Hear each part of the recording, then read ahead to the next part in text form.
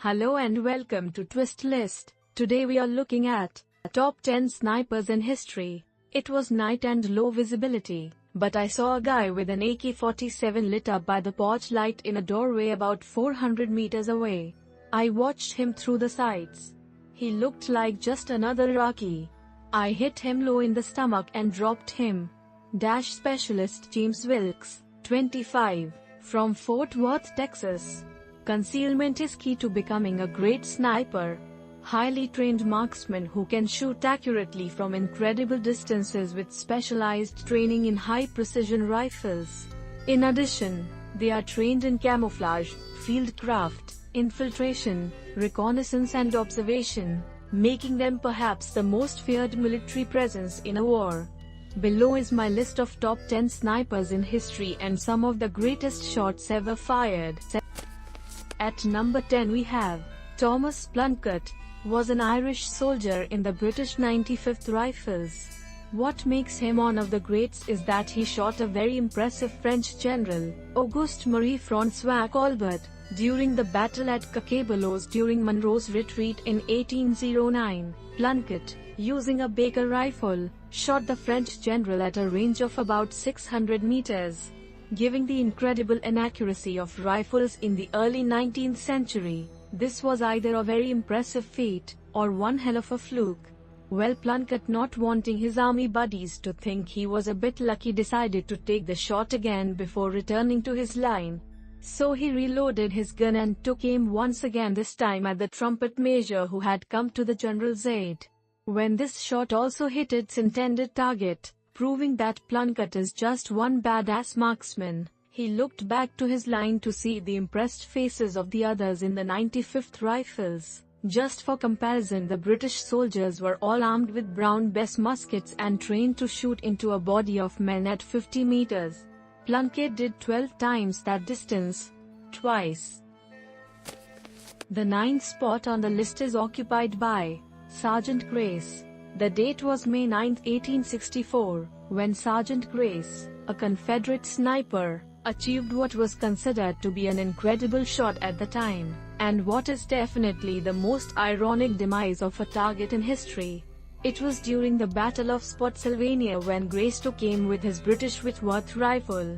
His target was General John Sedgwick, pictured above, and the distance was 1,000 yards, an extremely long distance for the time.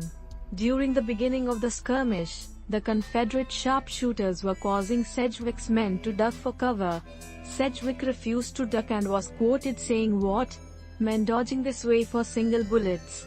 What will you do when they open fire along the whole line? I am ashamed of you." They couldn't hit elephants at this distance. His men persisted in taking cover. He repeated they couldn't hit elephants at this distance. Seconds later, Grace's shot hits Sedgwick just under his left eye. "I swear you couldn't write it."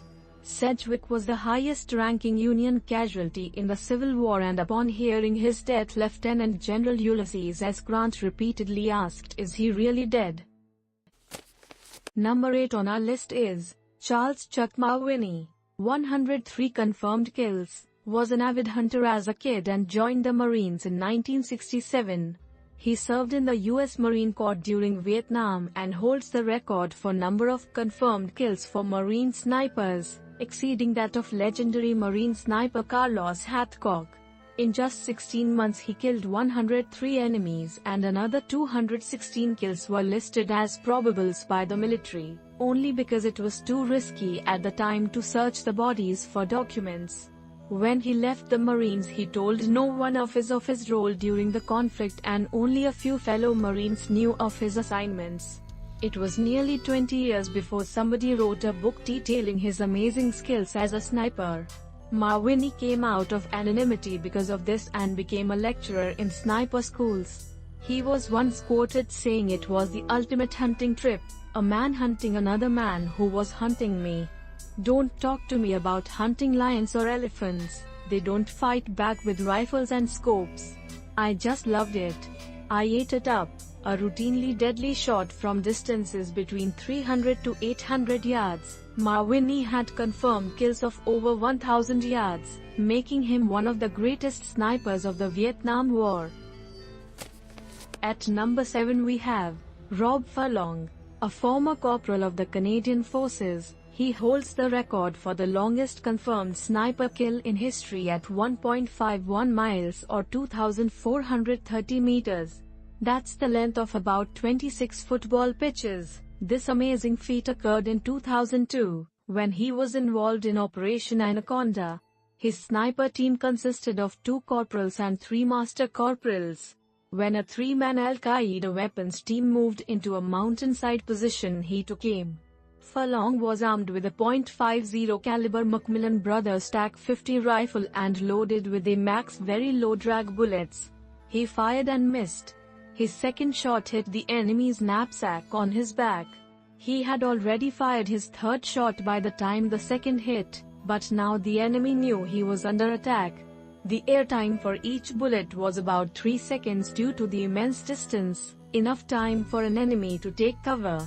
However, the dumbfounded militant realized what was happening just in time to take the third shot in the chest.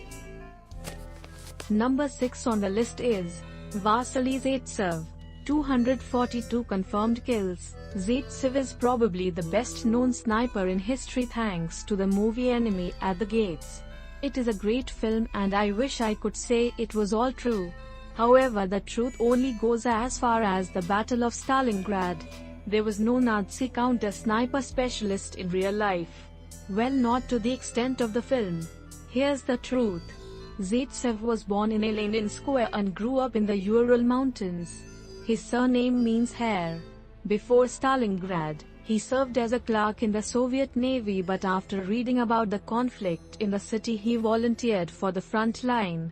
He served in the 1047th Rifle Regiment. Zaytsev ran a sniper school in the Matisse factory. The cadets he trained were called Zaychta, meaning leverets, baby hares. This was the start of the sniper movement in the 62nd Army. It is estimated that the snipers he trained killed more than 3,000 enemy soldiers. Zaytsev himself made 242 confirmed kills between October 1942 and January 1943, but the real number is probably closer to 500. I know I said there was no counter-sniper, but there was. Erwin Koenig was alleged to be a highly skilled Wehrmacht sniper. Zaytsev claimed in his memoirs that the duel took place over a period of 3 days in the ruins of Stalingrad. Details of what actually happened are sketchy, but by the end of the 3-day period Zaytsev had killed the sniper and claimed his scope to be his most prized trophy. For him to make this his most prized trophy means that this person he killed must have been almost as good as Zaytsev himself.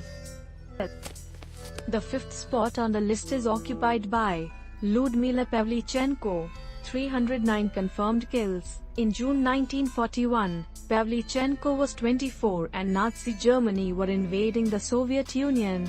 She was among the first volunteers and asked to join the infantry.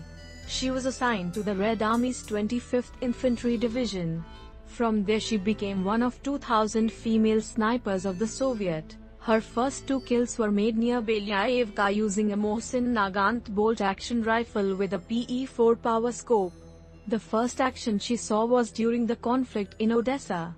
She was there for 2.5 months and notched 187 kills. When they were forced to relocate, she spent the next 8 months fighting in Sevastopol on the Crimean Peninsula. There she recorded 257 kills, and for this feat she was cited by the Southern Army Council. Pavlichenko's total confirmed kills during World War II was 309. 36 of those were enemy snipers. Number 4 on the list is Corporal Francis Pegahmagabow, 378 confirmed kills, 300 plus captures, 3 times awarded the military medal and twice seriously wounded. He was an expert marksman and scout, credited with 378 German kills and capturing 300 plus more. He was an Ojibwa warrior with the Canadians in battles like those at Mount Sorrel. As if killing nearly 400 Germans wasn't enough, He was also awarded medals for running messages through very heavy enemy fire, for directing a crucial relief effort when his commanding officer was incapacitated, and for running through enemy fire to get more ammo when his unit was running low. Though a hero among his fellow soldiers, he was virtually forgotten once he returned home to Canada. Regardless, he was one of the most effective snipers of World War I, 109 confirmed kills. At the third place we have Adelbert F. Waldron. He holds the record for the highest number of confirmed kills for any American sniper in history. However, it is not just his impressive kill record that makes him one of the best, but also his incredible accuracy. This excerpt from Inside the Crosshairs, Snipers in Vietnam by Colonel Michael Lee Lanning, describes just what I'm talking about. One afternoon he was riding along the Mekong River on a tango boat when an enemy sniper on shore pecked away at the boat. While everyone else on board strained to find the antagonist, who was firing from the shoreline over 900 meters away, Sergeant Waldron took up his sniper rifle and picked off the Viet Cong out of the top of a coconut tree with one shot, this from a moving platform. Such was the capability of our best sniper. Nuff said, if there was a scale of difficulty for shots like these, it would be next to impossible to beat. Well, let's try to do that anyway. Here's White Feather, nicknamed Long Trunk Du Keech, White Feather Sniper. At the second spot is Carlos Norman Hathcock 2, 93 confirmed kills. Hathcock has one of the most impressive mission records of any sniper in the Marine Corps. Let's forget about the dozens of shooting championships he won. During the Vietnam War he amassed 93 confirmed kills. The Vietnam Army put a $30,000 bounty on his life for killing so many of their men. Rewards put on US snipers by the NVA, North Vietnamese Army, typically amounted to, say, $8. It was Hathcock who fired the most famous shot in sniper history. He fired a round, over a very long distance, which went through the scope of an enemy sniper, hit him in the eye, and killed him. Hathcock and Roland Burke, his spotter, were stalking the enemy sniper, which had already killed several Marines, which they believed was sent to kill him specifically. When Hathcock saw a flash of light reflecting off the enemy's scope, he fired at it in a split second, pulling off one of the most precise shots in history. Hathcock reasoned that the only way that this was possible would have been if both snipers were aiming at each other's scopes at the same time, and he fired first.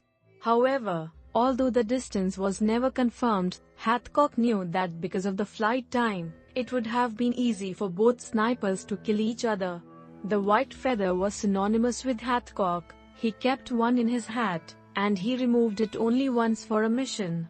Keep in mind that he volunteered for this mission, but he had to crawl over 1,500 yards of enemy territory to shoot an NVA commanding general. Information wasn't sent until he was en route.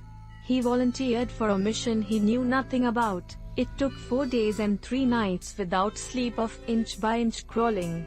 One enemy soldier almost stepped on him as he laid camouflaged in a meadow. At another point he was nearly bitten by a viper. He didn't flinch. He finally got into position and waited for the general. When he arrived, Hathcock was ready. He fired one round and hit the general through the chest, killing him.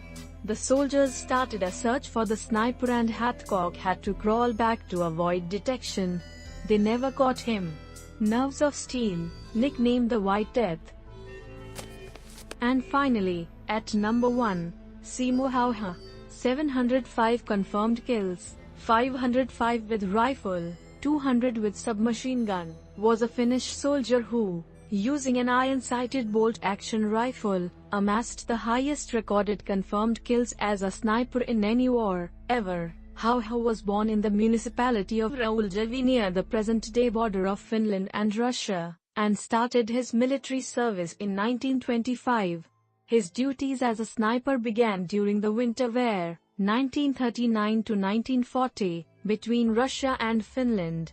During the conflict, Häyhä endured freezing temperatures up to -40 degrees Celsius. In less than 100 days he was credited with 505 confirmed kills, 542 if including unconfirmed kills. However, the unofficial frontline figures from the battlefield places the number of sniper kills at over 800. Besides his sniper kills, he was also credited with 200 from a Suomi KP/31 submachine gun, topping off his total confirmed kills at 705. How he did all this was amazing. He was basically on his own all day, in the snow, shooting Russians, for 3 months straight. Of course, when the Russians caught wind that a shitload of soldiers were being killed, they thought, well, this is war, there's bound to be casualties. But when the generals were told that it was one man with a rifle, they decided to take a bit of action. First they sent in a counter-sniper. When his body was returned, they decided to send in a team of counter-snipers. When they didn't come back at all, they sent in a whole goddamn battalion. They took casualties and couldn't find him. Eventually they ordered an artillery strike, but to no avail. You see how he was clever, and this was his neck of the woods. He dressed completely in white camouflage. He used a smaller rifle to suit his smaller frame, being 5ft3, increasing his accuracy. He used an iron sight to present the smallest possible target. A scoped sight would require the sniper to raise his head for sighting. He compacted the snow in front of the barrel, so as not to disturb it when he shot, thus revealing his position. He also kept snow in his mouth so his breath did not condense and reveal where his was. Eventually, however, his was shot in the jaw by a stray bullet during combat on March 6, 1940. He was picked up by his own soldiers who said half his head was missing. He didn't die, however, and regained consciousness on the 13th, the day peace was declared. Once again, total kills: 505 sniper plus 200 submachine equals 705 total confirmed kills, all in less than 100 days. Thanks for watching. If you enjoyed this video and would like to see more, then please hit the subscribe button.